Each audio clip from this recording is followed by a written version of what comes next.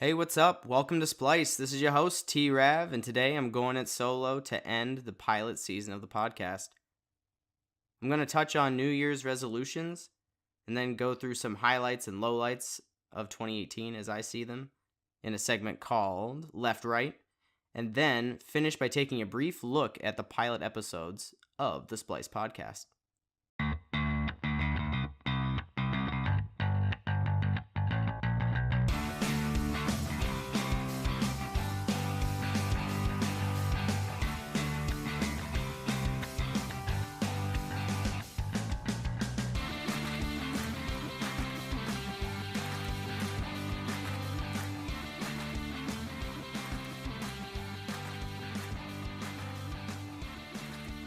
Okay, so let's start off by talking about New Year's resolutions. A lot of people make them, usually about December every year. Better late than never, I suppose. And I would say probably by the end of January are where most people either forget about them or say screw it. And so it got me thinking, how could there be a better system where New Year's resolutions could be more meaningful and are easier to hold yourself accountable to them? So my suggestion is to make a New Year's resolution where you are actually passionate about the thing or said thing that's in your resolution. By my logic, it would be easier to hold yourself accountable to whatever resolution you made if you're passionate about whatever the resolution is. I think something that could really help you make a successful New Year's resolution is to think of it more about like goal setting, something like you do at work. So making it a SMART goal, if people know what SMART goals are. So for those who have never heard of that term before, it means specific, measurable, aligned, realistic, and time-driven. So the acronym kind of changes depending on what Google link you pick on. However, that's the one that I was taught, so that's what I'm giving to you. So, for example, instead of saying I'm going to give up drinking pop in 2019, or for those of you outside of the Midwest, I suppose you would call that soda, maybe instead you should make a goal to have a can of pop only twice a month or twice a week. So it's something that's specific. You can measure it because you can count cans of pop, I hope. It's aligned to what the goal is overall. It's more realistic than saying you're going to give it up entirely because, come on, we're all human and we're not perfect. It's like saying, hey, you know what, Trav? You should give up telling terrible jokes entirely. It's not realistic. It's not going to happen. And then you're also saying that it's time driven. It's twice a month, twice a week. And so you know by the end of the month that you should only have drank X amount of cans of pop that you put forth. So if you're saying, hey, Travis, why don't you practice what you preach? Fair enough, fair enough. So for myself, in my New Year's resolution, I am dedicating my goals, so to speak, to the environment.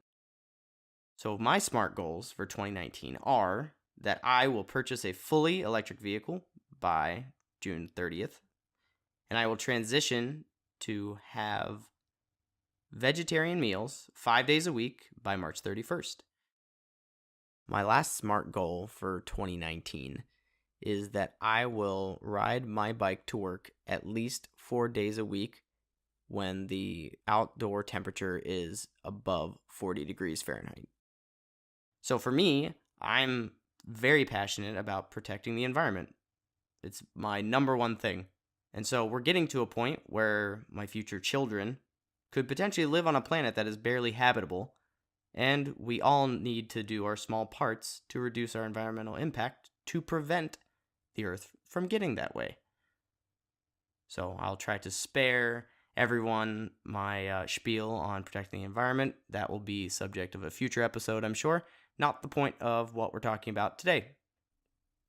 So if you're out there getting ready to make your New Year's resolution, if you haven't already, I would seriously advise you to sit down and think about making your resolution in the form of a SMART goal and making it realistic. And if I'm going to throw my own little biases in there, make your own SMART goals about how you can reduce your environmental impact.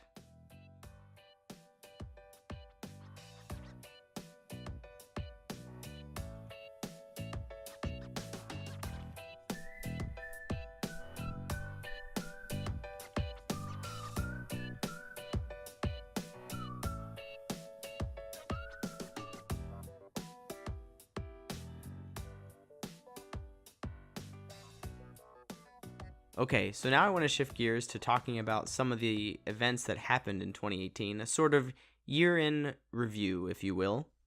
And I was thinking about what would be the best way to talk about the events of 2018, both good and bad. And I finally came across the perfect idea. Treat it as if I was using Tinder or Bumble or whatever other dating app you use. So this segment will be called Left Right, and the overall premise will be that if it was a good event or something that was overall positive that I think happened in 2018, I would swipe right to it. And if it was a negative event of 2018 or something that I didn't like about the year, I would swipe left to it. So I'm going to do a few of each, and then we'll end on a positive. So this is Left Right.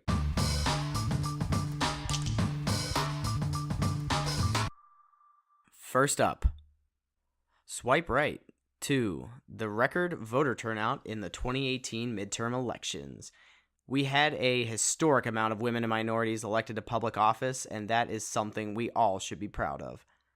A special shout out to the people who really came in the clutch. Millennials and young people, thank you for coming out of your safe spaces just long enough to cast a vote. Swipe left to President Donald Trump trying to say the word anonymous. The latest act of resistance is the op-ed published in the failing New York Times by an anonymous, gutless coward. You just look. Need I say more? Swipe right to this year's superhero movies. From Black Panther to The Incredibles sequel, 2018's collective group of movies made 2017's look as appealing as eating a Tide Pod. Swipe left to the Amazon warehouse robot that indirectly sprayed 54 workers with bear repellent. The robot unintentionally punctured a 9-ounce can of bear spray, which released it into the air. As a result, 24 employees were hospitalized. Man, just when you thought wages were the worst thing affecting Amazon's workers.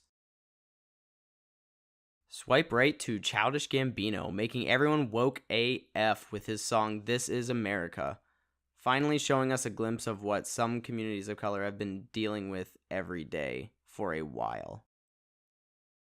Swipe left to the rise of far right-wing governments across the globe, from Brazil to Poland and Turkey to the Philippines. 2018 was the best year for authoritarians since the 1930s.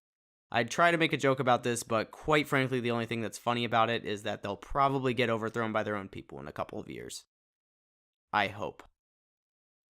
Well, if that really didn't cheer you up, I can't say I blame you, but here's something that might. Swipe right to the team of Boston researchers who reversed the aging process in mice. At least now, guys on dating apps won't have to dig up pictures of themselves 10 years ago to not look like they're a creep, since they'll actually be up to date now. But swipe left to none of that mattering, since we have less than 10 years, according to UN climate scientists, to significantly reduce our greenhouse gas emissions to try and avert the worst effects of climate change. Swipe right to my main man, Drew Brees, for taking absolutely no prisoners this year.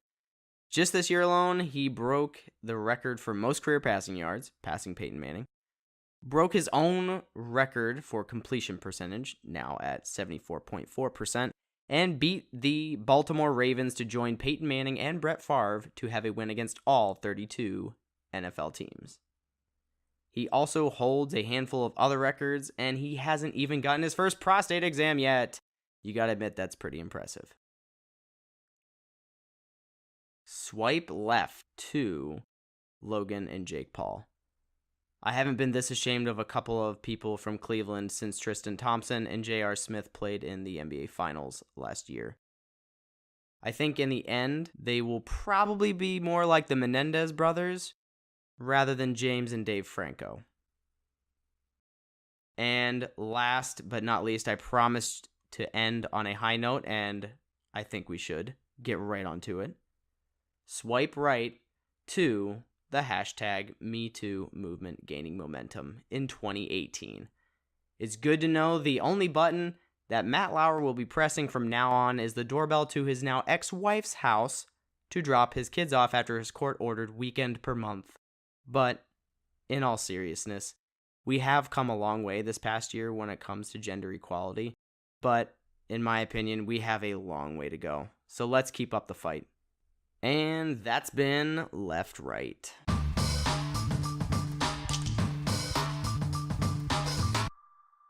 Now let's move on to the final part of this episode. This part is for you, the listeners, and you might be thinking, well, isn't this whole podcast and all the episodes for the listeners? Well, you'd be right, but this is where I'm specifically talking to you, the listeners. Like any good host, I want to know what you liked and what you didn't like about this podcast, about any specific episode, and in general, how can I make the podcast better? So throughout this pilot season, or season 1, we've tested out different formats, different segments, from panel discussions to monologues to one-on-one interviews and some little funny joke segments. I wanted to use season 1 to try and test out what worked, what didn't work, what I felt comfortable with, and finally to see what people liked the best. So I'd like to ask you all some questions to get your brains churning, to get you all to think back to episode 1, 2, and 3, and even this one. So the first question is, what was your favorite format for the show? And a follow-up to that, what piece or pieces of an episode did you enjoy? How was the music? Was it too much? Was it too boring? Too much rock and roll? Not enough rap? Not enough country? Were the topics relevant to the theme of the show? That overall theme being bringing multiple viewpoints together into one conversation and having difficult conversations. Finally, what can I do better as a host? As most human beings, I am far from perfect. That being said, I truly want some constructive criticism from all of you so that I can make the second season even better. You might be asking, well, how can we submit our feedback? Well, that is something that if you listen to the end of every podcast, you should know. But I'm happy to remind you. Please send an email to splicepodcast@gmail.com. And I think we've done enough looking back in this episode, so I think it's time to look forward now. So with the feedback I get within the next couple of months, I'm going to plan episodes for season 2. I wanted to start off the podcast on a lighter note with some of the topics discussed, especially while I was getting warmed up to podcasting in general. So that's kind of season 1 in a nutshell, is kind of avoiding dicey subjects and things that could cause people to argue for the entirety of the episode. However, my goal for season 2 will be to turn things up a notch and really get to important issues that people don't see eye to eye on, and especially issues that are important to me. I must say, with a little bit of bias, that the best news of all is that season 2 will be on multiple outlets in addition to YouTube. That's right. Coming to your neck of the woods in season 2, Splice Podcast will be on iTunes and Google Play. So with that, I want to remind everybody again to send in your feedback in one form or another. Shoot a note to splicepodcast@gmail.com. And I also want to thank everyone who dedicated some time to listening to the pilot episodes this season. Also, special thanks to all my friends and family that helped me produce the episodes. And shout out to royalty-free music from bensound.com for our awesome theme song. I'll see you next season.